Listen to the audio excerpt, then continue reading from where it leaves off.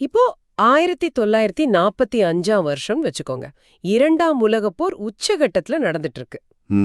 ஒரு பயங்கரமான காலகட்டம். ஆமா.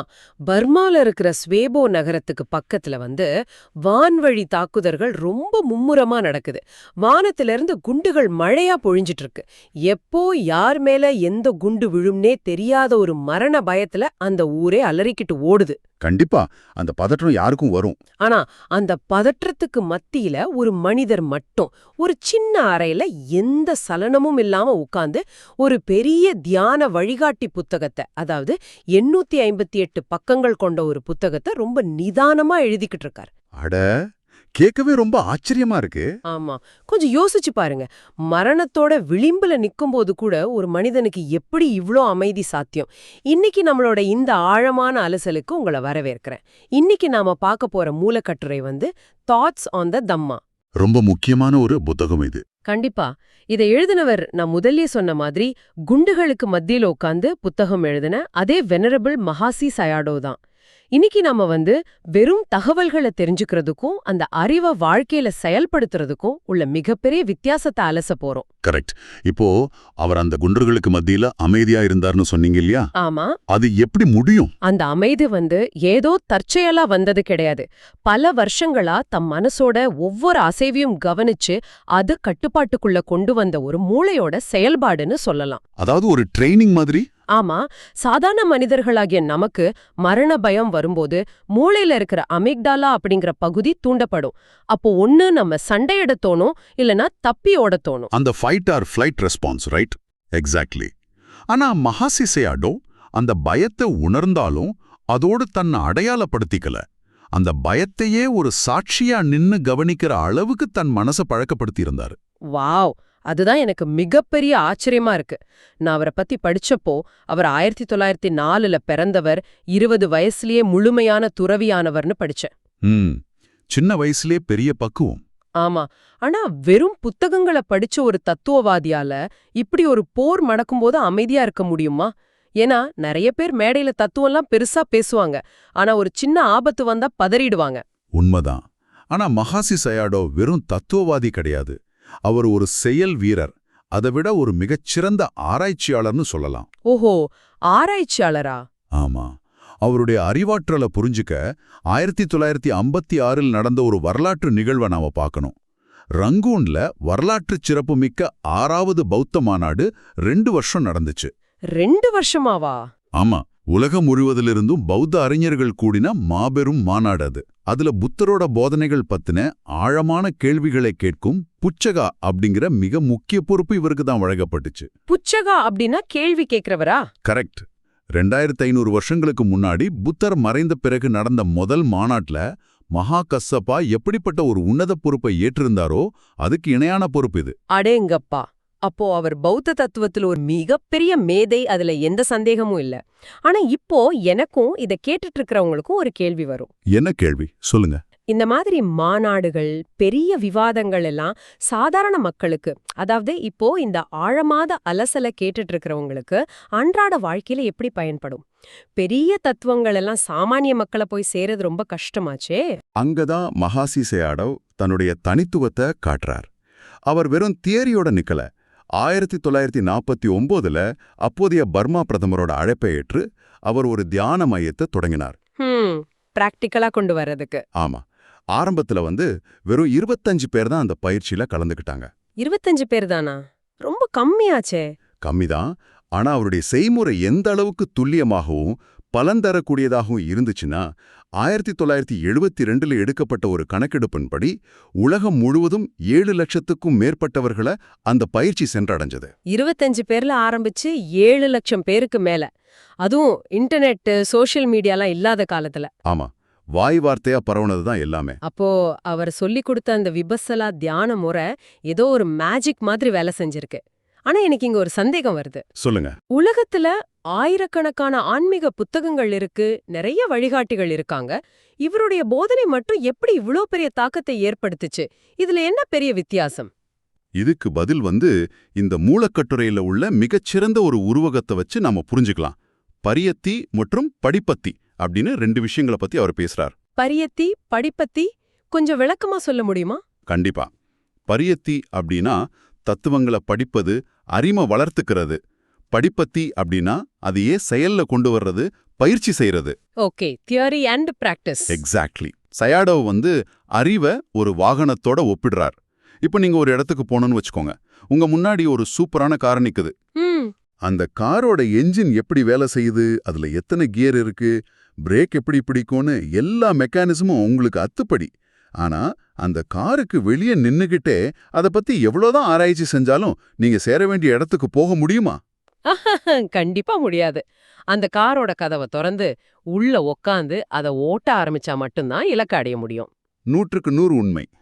நீங்க சொல்றத பார்த்தா இது எனக்கு எப்படி தோணுதுன்னா, ஒருத்தர் யூடியூப்ல ஒர்க் அவுட் பண்ற வீடியோவை மணிக்கணக்கா உக்காந்து சிப்ஸ் சாப்பிட்டுக்கிட்டே பார்க்குற மாதிரி இருக்கு. ஆமா, நல்ல ஒரு ஒப்பீட்டு. புஷ்அப்ஸ் எப்படி எடுக்கணும்னு அவருக்கு தியரி எல்லாம் தெரியும். ஆனா அவர் உடம்புல ஒரு தசை கூட வளராது இல்லையா? அறிவை செயல்ல காட்டுறது தாங்க முக்கியம். நிறைய பேர் ஆன்மீகத்தை அப்படிதான் அணுகுறாங்க. கர்மாவை பத்தியும் முக்திய பத்தியும் மணிக்கணக்கா விவாதம் பண்ணுவாங்க. ஆனா 10 நிமிஷம் கண்ணை மூடி உட்கார்ந்து தம் மனசை கவனிக்க மாட்டாங்க. ஒரு சின்ன முயற்சி கூட இருக்காது. ஆமா, அந்த வாகனத்துல ஏறி பயணிக்கணும், அதாவது தியான பயிற்சியை மேற்கொண்டால் மட்டுமே துன்பங்கள்லிருந்து விடுபட முடியும்னு சயாடோ ஆணித்தரமா சொல்றாரு. சரி, இப்ப நீங்க சொல்லும்போதே எனக்கும் ஒரு விஷயம் புரியுது. வாகனத்துல ஏறணும்னு நமக்கும் தெரியும். தியானம் பண்ணணும், கோவப்படக்கூடாதுன்னு இந்த அலசில கேக்குற எல்லாருக்கும் ஆசைதான் இருக்கு. கண்டிப்பா எல்லாருக்கும் அந்த ஆசை இருக்கு. ஆனா ஏதோ ஒரு விஷயம் நம்மள அந்த வாகனத்துல ஏற விடாம தடுக்குதே. எது நம்மள அந்த பறையிலேயே கட்டி போட்டு வச்சிருக்கு? அதுதான் தன்ஹா, அதாவது மனிதனோட ஆசைகள் மற்றும் உலகப்பற்று. இந்த இடத்துல தான் புத்தகம் ஒரு அதிர்ச்சியான உண்மையை பேசுது. அடிமைத்தனம் அப்படிங்கிற தலைப்புல சயாடோ மனிதர்களோட இயல்பை உரிக்கிறார். அடிமைத்தனம்னா சாதாரணமா வரலாற்றில் விலங்கிட்டு மனிதர்களை விற்றதை நம்ம நினைப்போம் இல்லையா? ஆமா ஆமா, ஒரு சாவுர்ன அடிமையோட நிலைமை ரொம்ப பரிதாபமானதுதான் என்றாலும் ஒரு கோணத்துல பார்த்தா அவனுடைய அடிமைத்தனம் அவனுடைய வாழ்நாள் முடியும் வரை மட்டுமே நீடிக்கும். மரணத்தோட அது முடிஞ்சிரும். கரெக்ட். அவனுக்கு மரணம் நிகழும்போது அந்த அடிமைத்தனத்திலிருந்து அவனுக்கு ஒரு நிரந்தர விடுதலை கிடைச்சிடுது. ஆனா காமம், பேராசை, பொருள் ஈட்டும் வெறி, இப்படி தன் சொந்த ஆசைகளுக்கு அடிமையானவன் நிலைமை என்ன தெரியுமா? அவனுடைய அடிமைத்தனம் மரணத்தோடு முடிவதில்லை. என்னது? மரணத்துக்கு பிறகும் தொடருமா? அது எப்படி சாத்தியம்? பௌத்த தத்துவத்தின்படி அவனுக்கு முக்தி, அதாவது அரஹத் நிலை கிடைக்கும் வரை பிறவி பிறவியாக அவன் தன்னுடைய ஆசைகளுக்கு அடிமையாகவே இருப்பான். ஓஹோ, பிறவி பெருங்கடல்னு சொல்வாங்களே அதுவா? ஆமாம், ஒரு சின்ன இன்பத்துக்காக தன் உயிரையே பணயம் வைப்பான் மனிதன். உதாரணத்துக்கு ஒரு சின்ன லாபத்துக்காக ரொம்ப ஆபத்தான வேலைகளை செய்யறது, அல்லது ஒரு நிமிஷ கோபத்துக்காக தன் வாழ்க்கையே அழிச்சுக்கிறது. சரியா சொன்னீங்க. இப்படித்தான் உணர்ச்சிகளுக்கு கட்டுப்பட்டு ஒரு ரோபோ மாதிரி மனிதன் ஓடிக்கொண்டே இருக்கிறான். அவனுக்கு என்றுமே ஓய்வு கிடையாது. இத புரிஞ்சுகிட்ட போதுதான் புத்தருக்கு மனித குலத்தின் மீது ஒரு மாபெரும் கருணை பிறந்தது.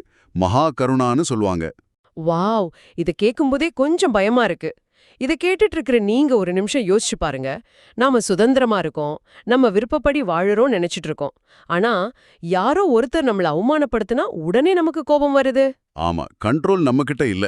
அதேதான், ஒரு புது செல்போன் விளம்பரத்தை பார்த்தா உடனே அதை வாங்கணும்னு ஆசை வருது. அப்போ நாம சுதந்திரமான ஆட்கள் கிடையாது, நம்முடைய உணர்ச்சிகளோட அடிமைகள் தான். இந்த உண்மை கண்டிப்பா பலருக்கும் ஒரு பெரிய அடத்தரணமா இருக்கும். கண்டிப்பா. சரி, இப்படிப்பட்ட ஆசைகள், உணர்ச்சிகள் பத்தி பேசும்போது மூலக்கட்டுரையில ஒரு சுவாரஸ்யமான அதே சமயம் ரொம்ப தீவிரமான ஒரு கேள்வி முன்வைக்கப்படுது. எனக்கே இந்த கேள்வி படிச்சப்போ ஒரு பெரிய தயக்கத்தை ஏற்படுத்துச்சு. அந்த பத்திரிகையாளர் கேட்ட தற்காப்பு கேள்விதானே? ஆமா, அதேதான். ஒரு பத்திரிகையில ஒரு எழுத்தாளர் ஒரு கட்டுரை எழுதியிருக்காரு. அவர் என்ன சொல்றாருன்னா, ஆன்மீகத்துல ரொம்ப உயர்ந்தவங்க, அதாவது பௌத்தத்துல சோதாபன்ன அப்படின்னு சொல்ற முதல் நிலையை அடைந்தவர்கள் வழிய போய் யாரையும் தாக்க மாட்டாங்க. ஆனா யாராவது அவங்கள கொல்ல வந்தா தற்காப்புக்காக திருப்பி தாக்குவாங்கன்னு சொல்றாரு. கரெக்ட், அது மனித இயல்பு அப்படின்னு ஒரு லாஜிக்கான வாதத்தை அவர் முன்வைக்கிறாரு. ஆனா மகாசி சயாடோ அந்த எழுத்தாளரை கடுமையா சாடுகிறாரே. ஏன்? நான் சயாடோவுக்கிட்டே இந்த கேள்வியை கேட்கறதா வச்சுக்கோங்க. யாராவது என் குடும்பத்தை கொல்ல வந்தா, இல்ல என்ன கொல்ல வந்தா, நான் என்ன அப்படியே அமைதியா உட்கார்ந்துட்டு இருக்கணுமா? தற்காப்பு பண்ணிக்கூடாதா? அப்படி அமைதியா இருந்தா அது தற்கொலைக்கு சமம் இல்லையா அப்படின்னு கேட்க தோணுது. நீங்க கேட்கிற கேள்வி ஒரு சாதாரண மனிதனுக்கு, அதாவது புத்துஜினான்னு சொல்லுவாங்க, அவங்களுக்கு 100க்கு 100 நியாயமானது. ஏன்னா நம்முடைய மூளை அப்படிதான் புரோகிராம் செய்யப்பட்டிருக்கு. அப்போ சயாடோவையா அதை விமர்சிக்கிறார்? ஏன்னா ஒரு சோதாபன்னா அப்படிங்கிறவரோட மனநிலை எப்படி வேலை செய்யுன்ற மெக்கானிசமே அந்த எழுத்தாளருக்கு புரியலன்னு சயாடவ் சொல்றார். அந்த மெக்கானிசம் என்ன? ஒரு சோதாப்பண்ணோட மூளை எப்படி வேலை செய்யும்? இப்ப நாம ஏன் ஒருத்தனை திருப்பி தாக்குறோம்? ஏன்னா நமக்குள்ள ஆழமா நான், எனது உடல், எனது கௌரவம் அப்படிங்கிற அகந்தை இருக்கு. ஈகோ அல்லது செல்ஃப் இல்யூஷன் சொல்லலாம். ஆமா, என்னை தாக்குறான், எனக்கு வலிக்குதுங்கிற எண்ணம். அந்த எண்ணம் தான் வன்முறையை தூண்டுது. ஆனா ஒரு உண்மையான சோதாபன்ன அந்த நான் என்ற மாயையை முழுமையாக உடைத்தெறிந்தவர். தற்காப்பு என்ற பெயரில் கூட இன்னொரு உயிரை கொல்ல வேண்டும் என்ற எண்ணம் ஒரு துளி கூட அவர்களுக்குள் எழாது. ஒரு துளி கூட எழாதா? எழாது. சயாட்டோ ரொம்ப தெளிவா சொல்றார். ஒரு சோதாபன்ன ஒரு மூட்டைப்பூச்சியை கூட கொல்ல மாட்டார். ஒரு மூட்டைப்பூச்சியை கூடவா? இத கேக்குறவங்களுக்கு கொஞ்சம் அதிர்ச்சியா இருக்கலாம். ஏன்னா ஒரு கொசு கடிச்சா கூட நாம யோசிக்காம உடனே அடிச்சிடுறோம். உண்மைதான். அப்போ தன்னை ஒருத்தன் கொல்ல வரும்போது கூட ஒருத்தனுக்கு கோபமோ திருப்பி தாக்கும் எண்ணமோ வரலன்னா அவர் உண்மையிலேயே அந்த அகந்தையிலிருந்து விடுபட்டு விட்டார்னு அர்த்தம். தன்னை தற்காத்துக் கொள்ள அவங்க விலகி போகலாம் அல்லது தடுக்கலாம். ஆனா இவனை கொன்று என் உயிரை காப்பாற்றிக் கொள்கிறேன் அப்படிங்கிற வன்முறை எண்ணம் எழவே எழாது. அதுதான் ராடிக்கல் நான் வயலன்ஸ். ஆமா, அப்படி திருப்பி தாக்கும் எண்ணம் ஒருவருக்கு வருது என்றாலே அவர் இன்னும் தன்னை உடலாகவும் மனசாகவும் நினைச்சுக்கிட்டு இருக்கிற ஒரு சாதாரண உலக மனிதர் என்பதைத்தான் அது காட்டுது. அந்த எழுத்தாளர் தன்னுடைய பயந்த மனநிலையை வச்சுக்கிட்டு ஆன்மீகத்தோட உச்சநிலையை அளக்க முயற்சி செஞ்சிருக்கார். அதுதான் பிரச்சனை. அப்பா, இது நிஜமாவே ஒரு மிகப்பெரிய மனமாற்றம் தான். தன் உயிர்க்கே ஆபத்து வந்தாலும் இன்னொரு உயிரை கொல்லத் தோன்றாத அளவுக்கு மனசை பக்குவப்படுத்துவது சாத்தியமா? சாத்தியம்தான். அதத்தான் மகாசி சாயடோ செஞ்சு காட்டினார். ஆனா ஒரு சாதாரண மனிதன் அந்த நிலையை நோக்கி எப்படி பயணிக்க ஆரம்பிக்க முடியும்? இத கேட்கும்போதே எனக்கு தலை சுத்துது. அந்த மனசை எப்படி டியூன் பண்றது? அதுக்கு தேவையானதுதான் கவனம் அல்லது சமாதி. இந்த இடத்துல நாம ஒரு மிகப்பெரிய தப்பெண்ணத்தை உடைக்கணும். இன்னைக்கு மாடர்ன் உலகத்துல நிறைய பேர் தியானம்னா என்னன்னு ரொம்ப தப்பா புரிஞ்சுகிட்டு இருக்காங்க. ஆமா, நிறைய பேர் என்கிட்டே சொல்லிருக்காங்க, தியானம் பண்றது ரொம்ப ஈஸி, அமைதியா உட்கார்ந்து மனசை எந்த கட்டுப்பாடும் இல்லாம அப்படியே சுதந்திரமா பறக்க விடணும், மைண்ட் எம்டியா இருக்கணும் அப்படின்னு. அது தப்பா? அது முற்றிலும் தவறு. மனசை எந்த கட்டுப்பாடும் இல்லாம சுதந்திரமா விட்டால் என்ன நடக்கும் நினைக்கிறீங்க?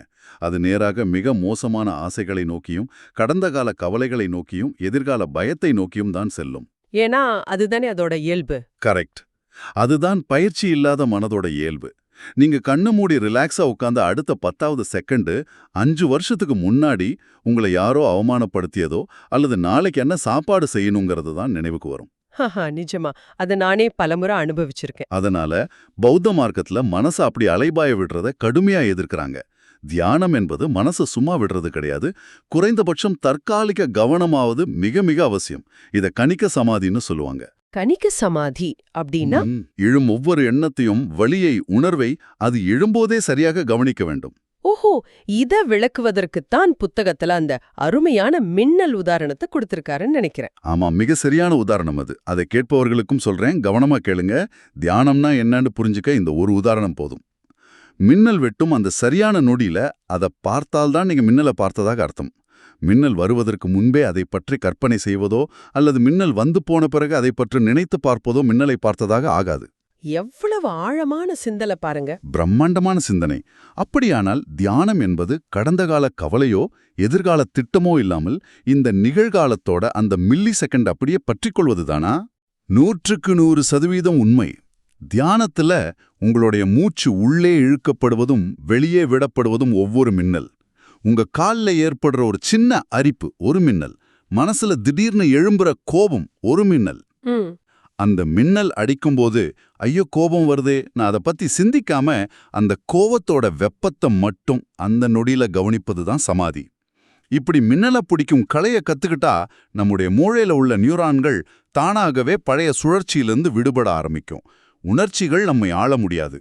அப்போ நாம தியானம் பண்றோம்னா உலகத்தையே வெறுத்துட்டு காட்டுக்குள்ள போய் கண்மூடி உட்காரணுமா?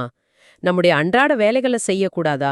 எனக்கு ஆபீஸ் இருக்கு, குடும்பம் இருக்கு, இஎம்ஐ கட்டணும், இதெல்லாம் எப்படி சாத்தியம்? காட்டுக்கு போகச் சொல்லி புத்தரோ மகாசி சயாடோ சொல்லவே இல்ல. இங்கதான் புத்தரோட நடுத்தர வழி வருது, மிடில் பாத். ஓகே. தியானம் செய்யறதுக்காக தன்னைத்தானே வருத்திக் கொள்ள வேண்டியதில்லை. அது ஒரு அதீத எல்லை. அதே போல உலக இன்பங்களிலேயே மூழ்கி கிடப்பது இன்னொரு எல்லை. இது ரெண்டுக்கும் நடுவுல செல்வதுதான் நடுத்தர வழி. உங்களுக்கு தேவையான உணவை உண்ணலாம், உடைகளை அணியலாம், ஆனா எதைச் செய்தாலும் முழு விழிப்புணர்வோடு செய்ய வேண்டும். மைண்ட்ஃபுல்னஸ். அதாவது நான் இப்போ ஒரு காஃபி குடிக்கிறேன்னா அந்த காஃபியோட சூட்ட, அதோட சுவைய, அது தொண்டையில இறங்குற அந்த நொடிய முழுமையா உணர்ந்து குடிப்பது. நடக்கும்போது பூமியில என் பாதம் படுற ஒவ்வொரு அடியையும் உணர்ந்து நடப்பது. அப்படிதானே? மிகச்சரியா புரிஞ்சுக்கிட்டீங்க. அப்படி ஒவ்வொரு செயலையும் விழிப்புணர்வோடு செய்யும்போது அந்த பொருளின் மீதோ அல்லது செயலின் மீதோ நமக்கு ஒட்டுதல் ஏற்படாது. அட்டாச்மெண்ட் இருக்காது. புரியுது. அந்த செயலை நாம் முழுமையாக பயன்படுத்துவோம், ஆனால் அதுக்கு அடிமையாக மாட்டோம். இந்த விழிப்புணர்வு தான் நம்மை அறியாமையிலிருந்து விடுவிக்கும். இதத்தான் சயாடோ குண்டுகளுக்கு மத்தியில உட்கார்ந்து தன் மனதோட ஒவ்வொரு அசைவையும் விழிப்புணர்வோடு கவனிச்சு எழுதினார். ரொம்ப அருமையா தொகுத்து சொல்லிட்டீங்க. மகாசி சயாடாவின் அந்த போர்க்கால வாழ்க்கையில இருந்து தொடங்கி அறிவுங்கிறது வாகனத்துல ஏறுவது போன்றது, ஆசைகளுக்கு நாம எப்படி ஜென்ம ஜென்மமாக அடிமையாக இருக்கிறோம், அகிம்சையோட உளவியல் என்ன, மனச அலைய விடாம மின்னல் அதோட அந்த நொடியில பிடிப்பது போல நிகழ்காலத்துல வாழ்வது, இப்படி எல்லாத்தோட ஆழமான மெக்கானிசத்தையும் நாம இன்னைக்கு பார்த்திருக்கோம்.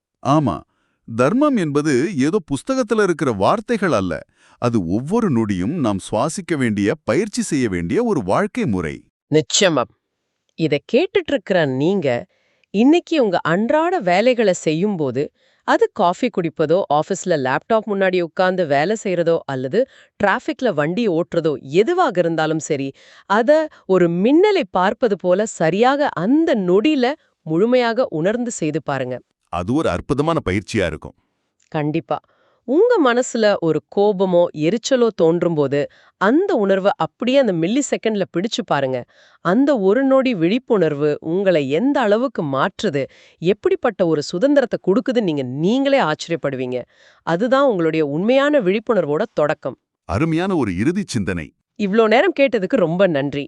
ஒரு முக்கியமான விஷயம் என்னன்னா, இந்த தமிழ் வாய்ஸ் ரீட்ஸ் சேனல் எந்த மானிட்டைசேஷனும் இல்லாம தான் நடக்குது. ஆமாம், இது ஒரு முழுமையான சேவைதான். அதனால இந்த ஆடியோ புத்தகம் உங்களுக்கு பயன் தருது என்று நீங்க நினைச்சா, இந்த முயற்சி தொடர்ந்து போக உங்க ஆதரவு மிகவும் உதவும். என்னுடைய இந்த முயற்சிக்கு நன்கொடை அளிக்க விருப்பம் இருந்தால், டிஸ்கிரிப்ஷன்ல கொடுக்கப்பட்டுள்ள UPI ID மூலம் வழங்கலாம். உங்களால் முடிந்த அளவு போதும். ஆமா, சிறிய ஆதரவும் பெரிய உதவிதான். இந்த வீடியோ உங்களுக்கு பயனுள்ளதாக இருந்தா சப்ஸ்கிரைப் பண்ணுங்க, மற்றவர்களுக்கும் பகிர்ந்து கொள்ளுங்கள். கண்டிப்பா இந்த கருத்துக்கள் அவங்களுக்கும் தேவையாக இருக்கலாம். லைக் பண்ணுங்க, உங்க கருத்துக்களை கமெண்ட்ல பகிருங்கள். மனப்பூர்வமான நன்றி. ரொம்ப நன்றி.